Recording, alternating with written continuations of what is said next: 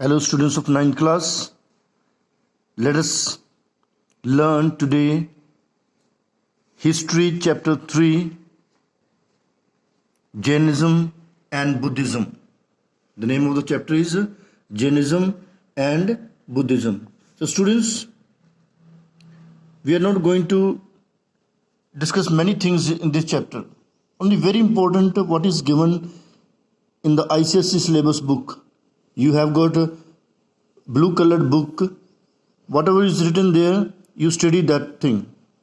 So first one is sources, the Angas, then Triptikas, Jatakas. These are the sources from where we come to know about Buddhism and Jainism. Then second, we are going to study the causes for their rise in the 6th century BC and doctrine, teaching of Jainism and Buddhism.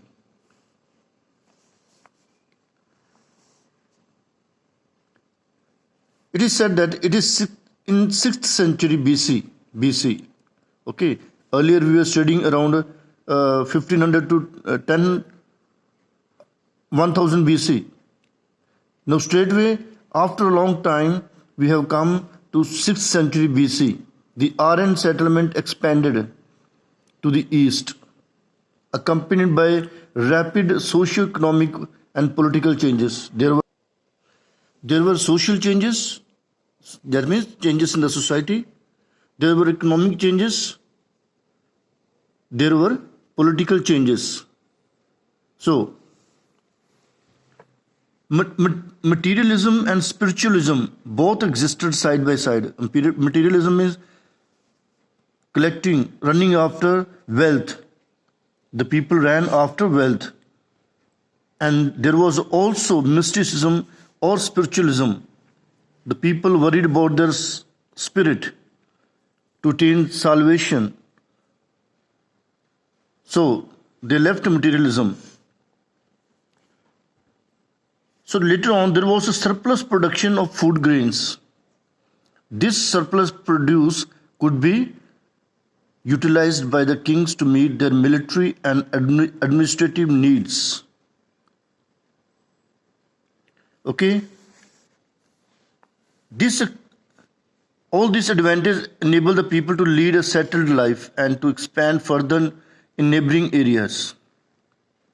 As a result, number of Janapads, that means kingdoms, joined together to form bigger and more powerful independent kingdoms called Mahajanpads, or we can say also the empire.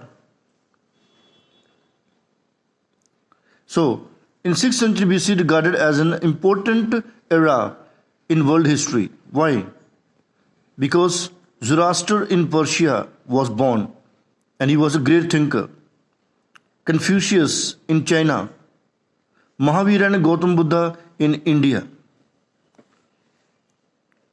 So, in India, it was a period when orthodox religious beliefs and practices were challenged and even rejected by this new sect, Jainism and Buddhism, because the Brahmins had made the rituals and rites, religious rites, very complicated. There had been so many rules for the caste, different caste. So people revolted against these practices and they followed Jainism and Buddhism. So let us study these sources. First one is the source, that is Angas. Jain scriptures are popularly known as Agamas. That is what comes out from the mouth of the Lord. It is generally accepted that whatever Lord Mahavira taught after gaining omniscience was compiled by his disciple in 12 parts called Angas. So, the foremost of these Angas is Acharanga Sutra. Another well-known Anga is Vakya Pragnapti, which is more popular known as Bhagavati Sutra. So, Students, 12 auxiliary works that comes to be known as Upangas or Upangas. So, towards the close of 4th century BC, a famine in South Bihar led to the exodus of an important section of Jains, headed by Bhadrabahu to South India.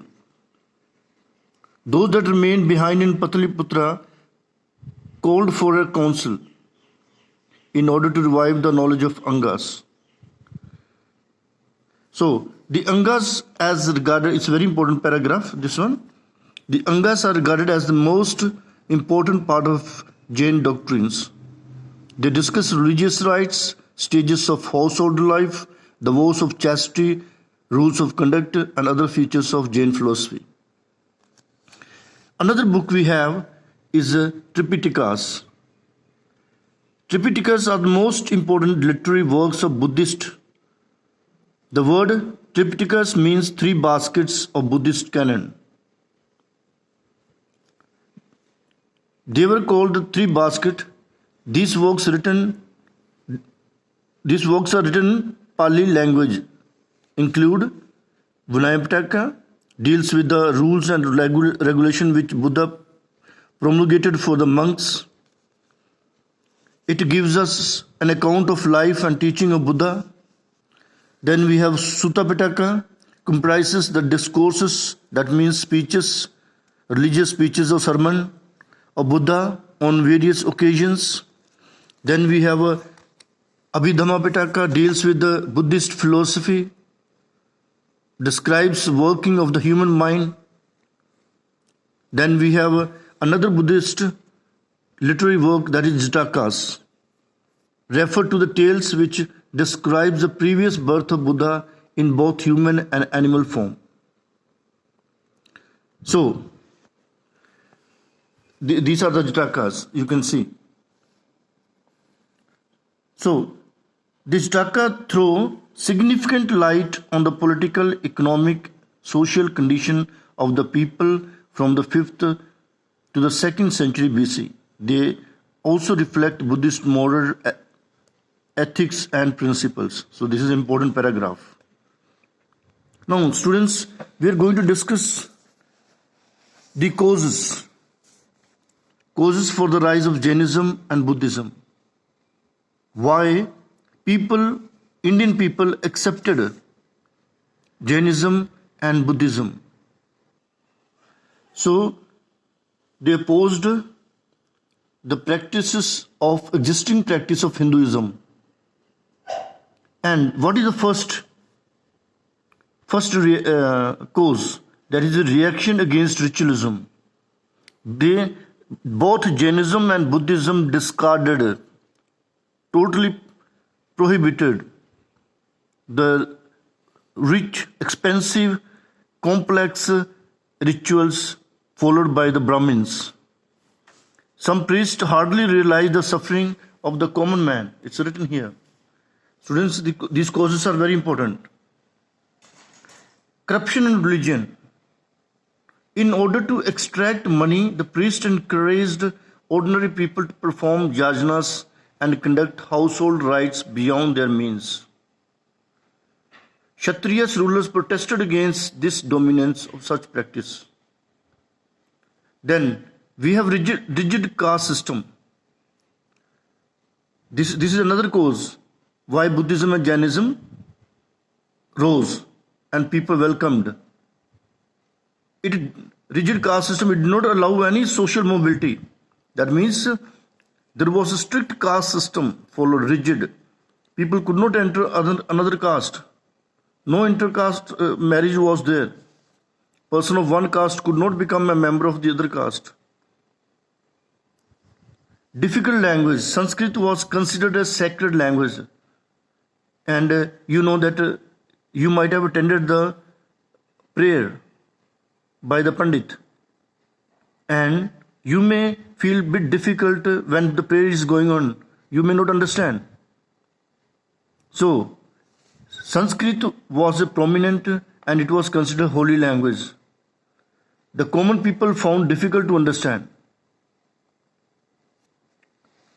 and both Jainism and Buddhism spoke local languages in order to preach. Political situations.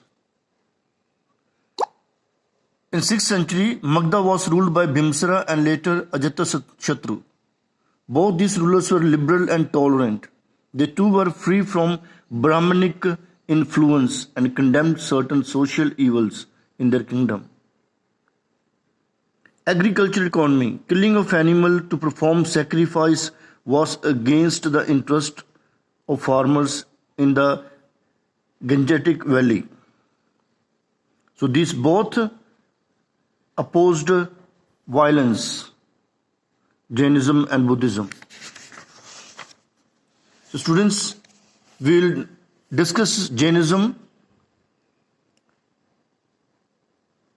Vardhamana Mahavira, we shall study briefly Vardhamana Mahavira. Mahavira was the 24th and the last of Tirthankars. He made Jainism popular and systematic. That's why Mahavira is considered as the founder of Jainism. So, he is said to have been very brave and to have saved his colleagues from dangers. For these deeds of bravery, he was called Mahavira. And when he was born, the kingdom was very prosperous. So, therefore, he was called Vardhamana, means prosperity. So he was married, and at the age of 30, Mahavira renounced the world. He left everything. He left his kingdom. He left his family, renounced the world, and roamed about as an ascetic, practicing severe penance for 12 years. He silently endured the hardships. At last, he obtained the supreme knowledge. That means the knowledge of truth, the knowledge about God. Actually, they have not mentioned whether there is God or not in Jain philosophy and Buddhist philosophy. So, his first sermon was at Mount Vipul, situated at Rajgriha. So from there, he was known as all-knowing. Lord Mahavira was known as all-knowing, and many people followed him. Now, what are the teaching? Main teaching of Jainism. First 5 vows. That is ahimsa, that is non-violence, asatya, not stealing, no telling lie, not possessing property, practicing chastity, means live a virgin or unmarried life. So non-injury to living beings, violence in words or harsh language should not be used, mental violence like ill will towards others. So these were the common teaching of Jainism. So, 9 truths. Jainism Mahavira gives 9 truths. They are the 9 truths: Jiva, living things, non-living things, results of good deeds, sin, good deeds, hindrance in the way of karma, bondage. So students, you must be knowing living things and non-living things. Results of good deeds, you know. Everyone will get reward if he has done good. And everyone is liable to commit sin. But with good deeds, his sins can be forgiven. Hindrance in the way of karma. These sins, these non-living things are the hindrance in the way of getting karma. Bondage. Our body is bondaged or bonded with so many worldly things. So we can get only moksha or salvation through good deeds and knowing the truth. Then students, we have a doctrine of Jainism, right faith, right knowledge, and right conduct. These are the main doctrines. We have to follow this one. You may follow this teaching only in short answers, not in bigger answer. You need not to follow. Then, what is a doctrine of Jainism? Triratna. That means right faith, right knowledge, and right conduct. These are the three truths to obtain salvation. Triratna. Then, karma. The Jains believe in karma theory of Hinduism and that one should be responsible for one's own karma or actions. Equality. Mahavira laid stress on equality of between men and men, no caste system. He preached universal brotherhood. He considered all men equal, irrespective of caste or creed. Eternal soul. Mahavira believed in the immortality of the soul. That means soul does not die. A body dies, but soul does not die. Salvation, like the Hindus, Jain believe in moksha or salvation, or birth or rebirth. That could be done only when we believe in penance. Jain believed in penance, to die of starvation. That means fast unto death.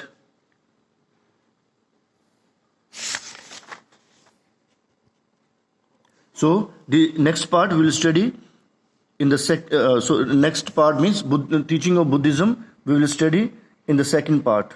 Thank you.